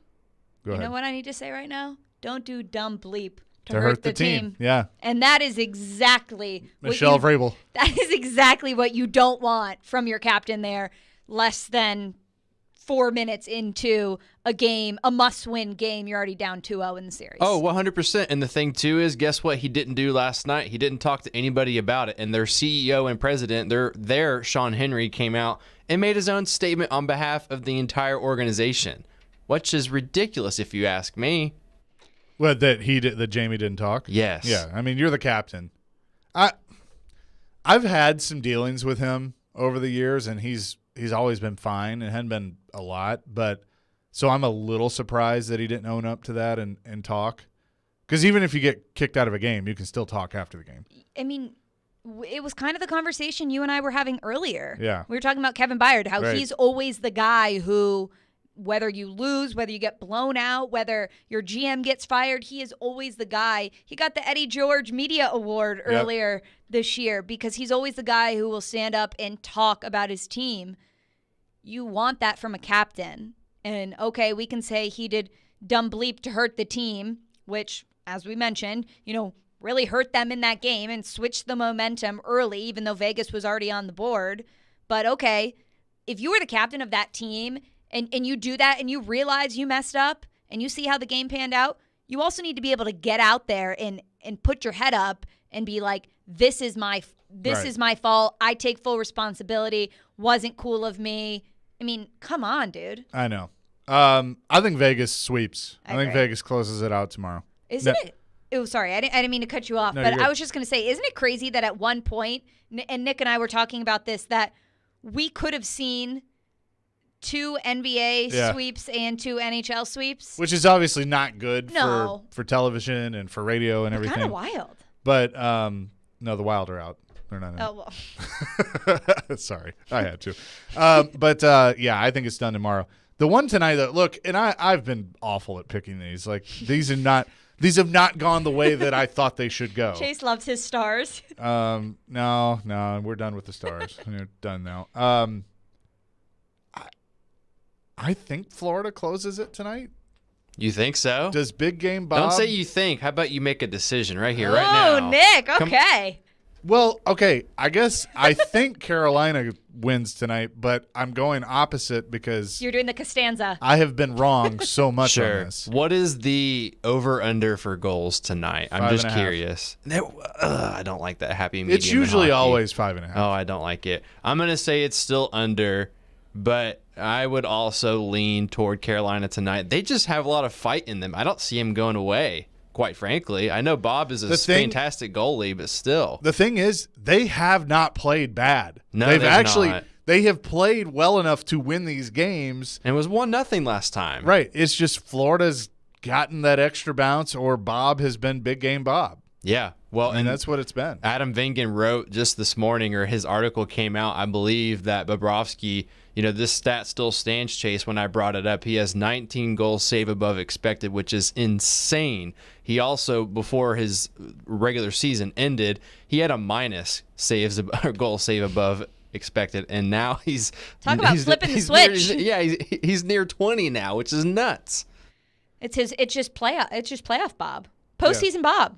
I think he has, flipping the switch. Personally, I think he has the Russian gas going for him, but still. The Russian. I'm going. Oh gosh, Chase.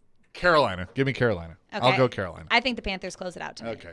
You're going to be right. Was that your power move right there on the stream with, okay, I made my decision? Yeah. By the way, do we have my rookies remix from yesterday? No, go. Michelle missed that. My gosh. I did a work from home show, and what's your cat's name? Rebel. He lives up to it. I really think it's his cat's fault. So the cat, like, we're starting the show, my cat jumps on the desk and he knocks into something, and it screwed the whole thing up. And so apparently what they all heard was me going, rookies, rookies, rookies, rookies. Like, it just started skipping. It was for a solid maybe 10 seconds. And then I was like, all right. It was me and Frazier. I was like, all right, Frazier, we got to talk about the Titans for a couple of minutes. And I'm like, by the way, for any cat owners out there, you can throw them across the room and they'll be fine. They always land on their feet. Oh, yeah. So I did. I mean, I chucked him across the room. I was so bad. But yeah, so that's what it was. Rebel just wanted some airtime. He did. How can you blame him? He wanted attention. All right, the NBA tonight. Oh wait, there's not. Yeah, that's really because depressing. That got that's all done. I will say, Miami has been, other than the game the other night, the last game that they just played, Miami's been the underdog. I mean, Boston has been favored by they're 8 point. They're a 7.5 or 8 today. They were 8.5 the other day. They were 9 in the first game. Almost every single game, I think, but one. Yeah. Give Miami some respect. Miami is closing it out in Boston tomorrow. You think so? They love that underdog mentality. They're going to go into Boston and close it out. Jimmy Butler? Yeah. And he's so much fun. It's really exciting, though, because in the NHL, it's either Vegas and I believe the Panthers will win. Either organization will win a first championship, or if Denver wins, they will win a first.